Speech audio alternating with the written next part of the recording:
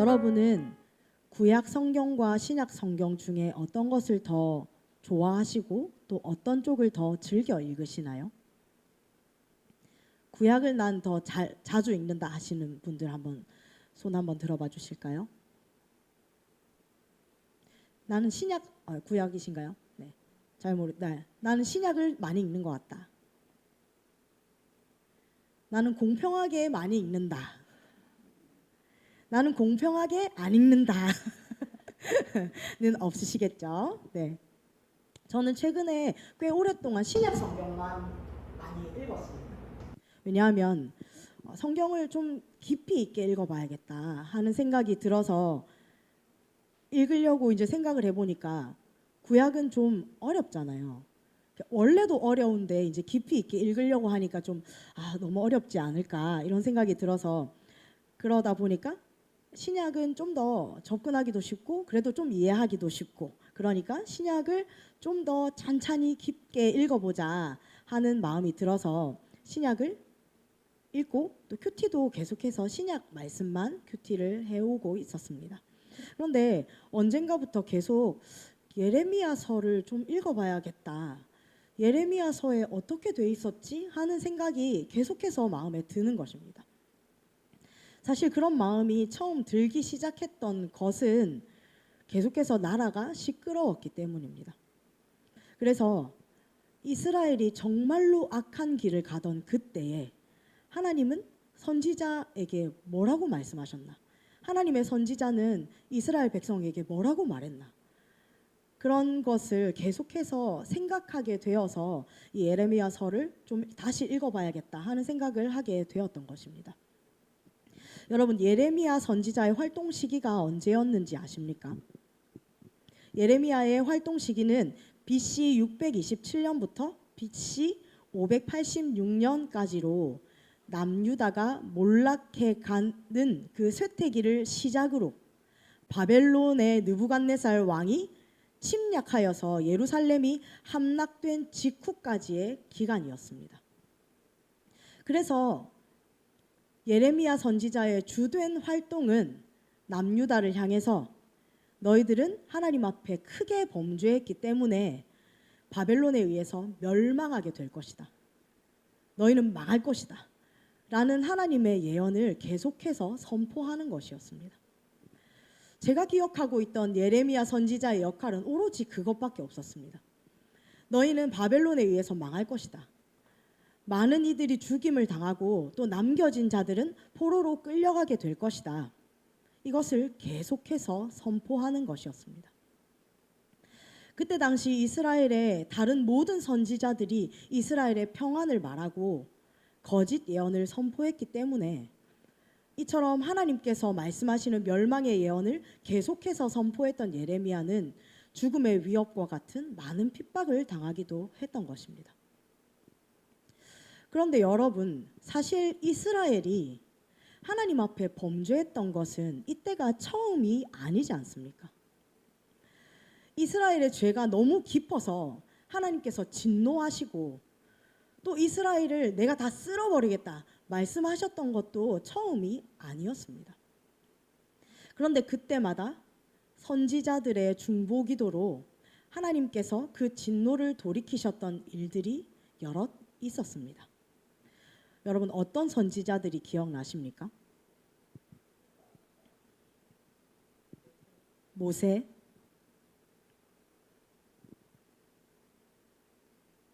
사무엘 이런 선지자가 있었습니다. 네, 사실 다 감사합니다. 저도 모세 그랬는데 이제 사무엘은 이제 앞으로 말씀을 통해서 사무엘도 그랬었구나 하고 이제 알 수 있게 됩니다. 네. 모세도 그랬고 사무엘 선지자도 하나님 앞에 중보자로 서서 이 이스라엘 백성들이 앞에 예언되었던 그 하나님의 진노를 하나님께서 거두셨던 일들이 있었던 것입니다. 모세가 하나님의 말씀을 받기 위해서 시내산에 올라갔을 때 그 잠깐의 시간을 견디지 못하고 금송아지를 만들어서 이스라엘 백성들이 우상에게 제사를 지냈습니다. 그 모습을 보신 하나님께서 모세를 향해서 내가 이 백성을 다 쓸어버리고 너와 다시 새롭게 시작하겠다 말씀하시자 모세는 하나님과 이스라엘 사이의 중보자로서 하나님께 간청했습니다. 하나님께서 자기 백성을 광야로 이끌어내어서 다 죽게 만드신다면 그것은 하나님의 영광을 가리는 일이 될 것입니다 라고 간곡하게 만류했고, 결국 하나님은 진노를 거두셨습니다. 사무엘 선지자는 이스라엘 백성이 바알과 아스타롯 각종 이방 우상들을 섬기자 블레셋을 통해서 이스라엘을 치셨습니다. 그때에도 사무엘 선지자는 하나님과 이스라엘 사이에 중보자로 섭니다.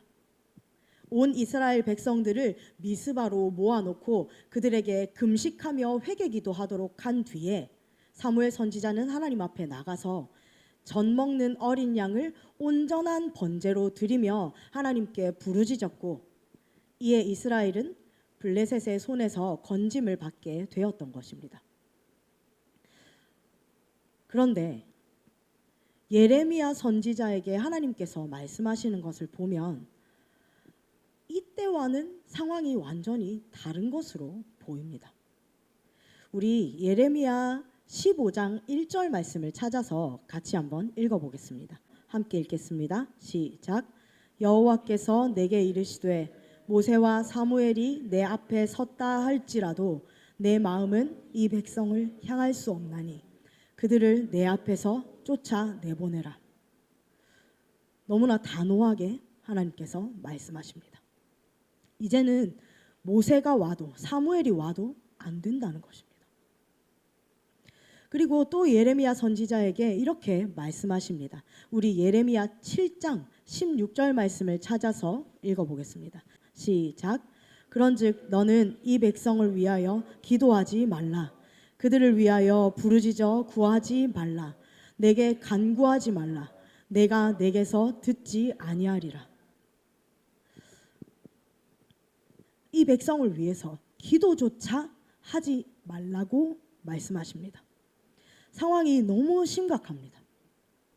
하나님께서 왜 이렇게까지 하시냐? 그 진노의 이유가 바로 이 말씀 뒤에 이어져 기록되어 있습니다. 우리 17절에서 20절 말씀을 이어서 함께 읽어보겠습니다. 17절입니다. 시작.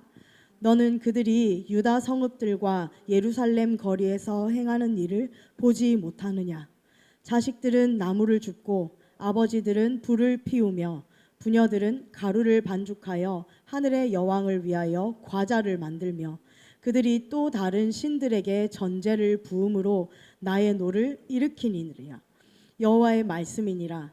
그들이 나를 경노하게 함이냐? 자기 얼굴에 부끄러움을 자취함이 아니냐? 그러므로 주 여호와께서 이와 같이 말씀하시니라. 보라, 나의 진노와 분노를 이곳과 사람과 짐승과 들나무와 땅의 소산에 부으리니 불같이 살라지고 꺼지지 아니하리라 하시니라. 이스라엘 백성들이 하나님께서 미워하시는 우상 숭배의 죄를 아주 힘을 모아서 온 가족이 힘을 모아서 정성을 다해서 짓고 있는 이 더 이상 견딜 수 없는 이 죄악의 모습들이 그들 가운데 있었던 것입니다. 그래서 하나님의 진노와 분노를 이곳과 사람과 짐승과 들나무와 땅의 소산에 부으실 것인데 불같이 살라지고 꺼지지 아니할 것이라고 너무나 무섭게 말씀하고 계시는 것입니다. 그리고 예레미야 11장 14절에서 다시 한번 이렇게 말씀하십니다. 그러므로 너는 이 백성을 위하여 기도하지 말라. 그들을 위하여 부르짖거나 구하지 말라. 그들이 그 고난으로 말미암아 내게 부르짖을 때 내가 그들에게서 듣지 아니하리라. 그래서 저는 예레미야서를 읽을 때 이렇게 생각했습니다. 아, 이제는 진짜 끝이구나.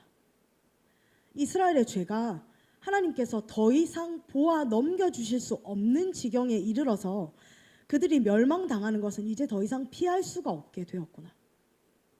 남유다의 멸망이라는 하나님의 뜻이 이미 확정되었기 때문에 더 이상 돌이킬 수 없는 일이 되었구나. 그래서 예레미야 선지자는 다만 그 하나님의 멸망의 예언을 이스라엘 백성들이 순순히 받아들이도록 계속해서 선포할 수밖에 없었구나. 예레미야서를 보면서 결코 돌이킬 수 없는 하나님의 뜻과 계획도 있구나라고 생각했던 것입니다. 그런데 이번에 예레미야서를 더 깊이 읽어봐야겠다 하고 다시 읽으면서 그 속에는 제가 생각하지 못한 하나님의 마음이 남겨져 있었다는 것을 발견하게 되었습니다. 바로 오늘 본문 말씀입니다. 여러분, 오늘 본문 말씀이 예레미야에게 임했던 것, 그 처음 시작의 하나님의 말씀이 무엇이었습니까? 하나님께서 예레미야에게 토기장이의 집으로 가라라고 말씀하셨습니다. 예레미야가 토기장이의 집에 가서 보니까 토기장이가 진흙으로 그릇을 만들었다가 그것을 또 부셔뜨려서 다시 반죽해서 다른 그릇으로 만드는 모습을 보게 되는 것입니다. 바로 그때 하나님의 말씀이 임하였습니다. 이스라엘 족속아, 이 토기장이가 하는 것 같이 내가 능히 너희에게 행하지 못하겠느냐.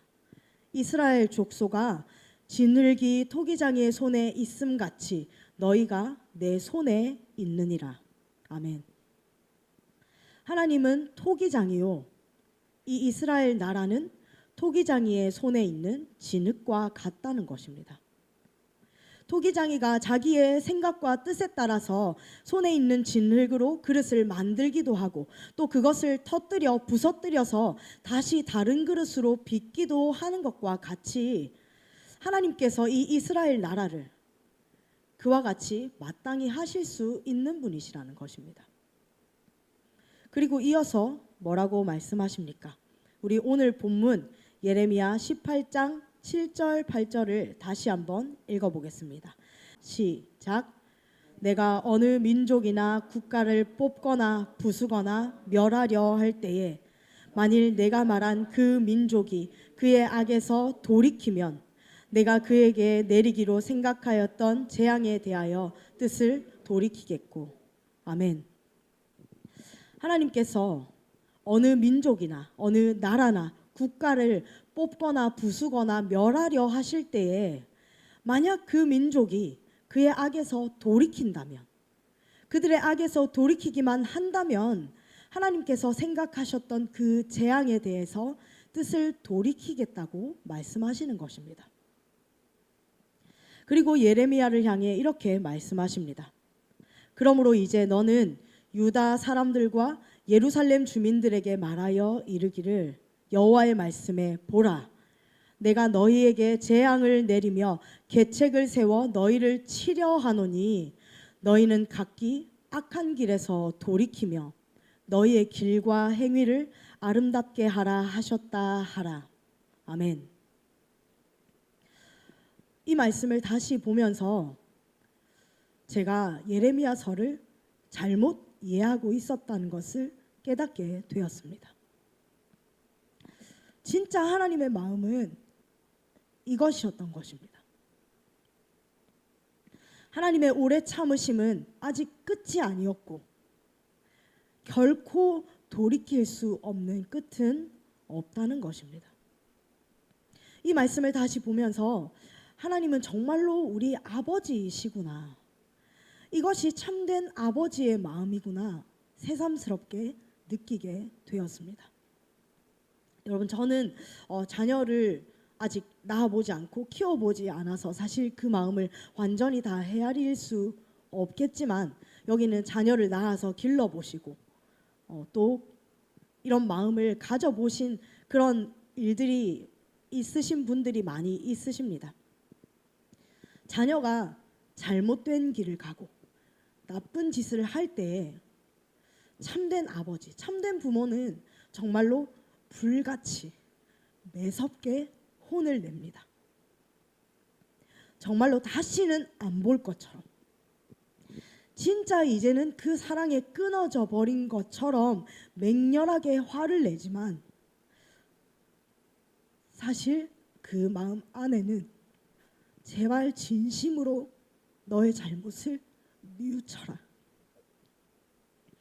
다시는 그러지 않겠다고 딱 한마디만 해라, 그리고 그 악한 길에서 돌이켜서 바른 길로 가기만 해라 하는 그 간절한 기대와 바람이 그 마음 가운데 있는 것입니다.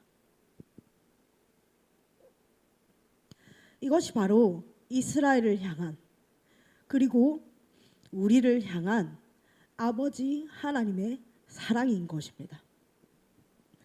사랑은 오래 참고, 하나님은 아주 오래 참으십니다. 하나님이 오래 참으신다는 것은 결국 끝까지 기다리신다는 것과 같은 말이라고 생각됩니다. 하나님은 아주 오래 기다리십니다. 마지막까지도 계속해서 기다리시는 것입니다. 그 백성, 우리를 너무나 사랑하시기 때문입니다. 모세와 사무엘이 내 앞에 섰다 할지라도 내 마음은 이 백성을 향할 수 없다라고 말씀하시고, 예레미야 선지자를 향해서 너는 이 백성을 위해서 기도하지 말라라고까지 하시며, 이제는 정말로 그 오래 참음이 다 끝난 것처럼 말씀하셨지만 사실 하나님은 여전히 기다리고 계셨던 것입니다. 너희가 지금이라도 악에서 돌이키면 내가 이 재앙을 너희에게서 거두겠다라는 뜻을 품고 계셨던 것입니다. 남유다는 결국 바벨론에게 멸망당했습니다.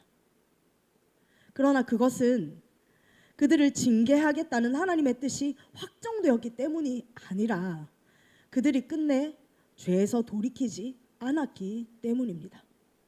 하나님은 끝까지 기다리셨습니다. 저는 이 말씀을 새롭게 읽으면서 이스라엘이 바벨론에 의해서 멸망당하고 그들이 포로로 잡혀가는 그 역사적 사건의 과정 자체보다 하나님의 이 오랜 기다림에 대해서 더 깊이 묵상하게 되었습니다. 하나님은 이렇게나 간절히 그들 백성이 하나님께로 다시 돌아오기를 간절히 기다리고 계셨구나. 그것이 바로 끝날 때까지 끝나지 않는 하나님의 사랑이구나, 마음 깊이 깨닫게 되었습니다. 그리고 이것은 이스라엘의 뿐만이 아니라 오늘날 우리에게도 마찬가지일 것입니다. 하나님은 지금도 이스라엘을 기다리셨던 것처럼 우리를 기다리고 계십니다. 단지 우리가 죄에서 돌이키기만을 기다리시는 것이 아니라 우리가 우울과 절망, 두려움의 깊은 수렁에서 돌이키기를 기다리고 계시고, 낙심과 실패에서 돌이키기를 기다리고 계십니다. 내가 내 모습을 바라볼 때 반복되는 죄 속에서 절망과 우울, 낙심과 실패에 빠져서 허우적거리는 내 모습이 이제는 정말로 끝이 났구나, 더 이상 길이 없구나 라고 생각되는 그때에도 하나님은 계속해서 우리를 기다리고 계십니다. 우리가 돌이켜서 하나님께로 나아가기만 한다면 하나님은 얼마든지 건지시고 구원하시는 하나님이신 것입니다. 지늘기 토기장이의 손 안에 있기만 한다면 토기장이는 얼마든지 그 터진 진흙을 다시 튼튼하고 아름다운 그릇으로 새롭게 빚으실 수 있는 우리 하나님이신 것입니다. 우리 끝까지 우리를 기다리고 계신 하나님께로 오늘도 내일도 더 가까이 나아가는 우리가 되기를 소망합니다.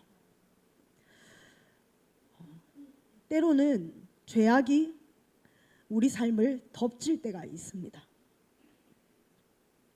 깊은 절망과 우울, 낙심과 실패가 우리의 마음을 다스리는 때가 있고, 또 마음의 기쁨이 사라지고 마음의 감정이 메말라가는 때가 있습니다. 그럴 때는 내가 아무리 그곳에서 벗어나려고 발버둥 쳐도 도무지 거기에서 벗어나지지가 않습니다. 바로 그럴 때 우리가 할 수 있는 것은 하나님의 손 안으로, 하나님의 그 깊은 곳으로 다시 한번 나아가는 것입니다. 하나님께로 나아가서 우리 하나님을 다시 한번 꽉 붙잡는 것입니다. 하나님과 정말로 가까이 있을 때, 우리가 하나님의 깊은 곳 안에 있을 때 죄악이 우리를 삼킬 수 없습니다. 우리가 하나님의 곁에 있을 때, 우리가 하나님 안에 있을 때 우울과 낙심, 부정적인 마음이 우리를 덮을 수 없는 것입니다. 이길 수 있는 힘은 오직 하나님께 있으며 그 하나님께서 지금도 우리를 기다리시고 계십니다. 우리 하나님께로 더 가까이 나아갑시다. 하나님께로 돌이키기에 너무 먼 것은 없는 줄로 믿습니다. 오늘 말씀에서 보셨던 것처럼 이제는 정말로 끝이 난 것 같은 순간까지도 하나님은 우리를 기다리고 계시기 때문입니다. 우리 오늘 이 시간 함께 기도할 때에 하나님에게서 멀어져 있는 내 마음을 붙잡아서 다시 하나님 곁으로 나아가게 되기를 소망합니다. 때로 우리가 착각할 때가 있으며 또 우리의 마음을 속일 때가 있는 것 같습니다.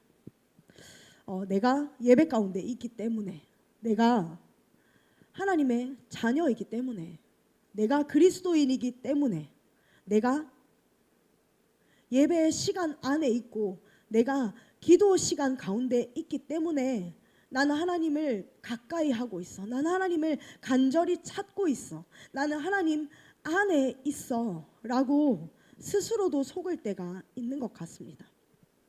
그러나 하나님은 정말로 우리가 하나님을 간절히 사모하며 하나님의 깊은 곳까지로 더 가까이 나아가기를 간절히 원하고 소망하고 계십니다. 우리 그 하나님께 더 깊이 나아가 하나님을 만나기를 간절히 사모하시면서 이 시간 주여 한번 부르시고 기도하며 나아가겠습니다. 주여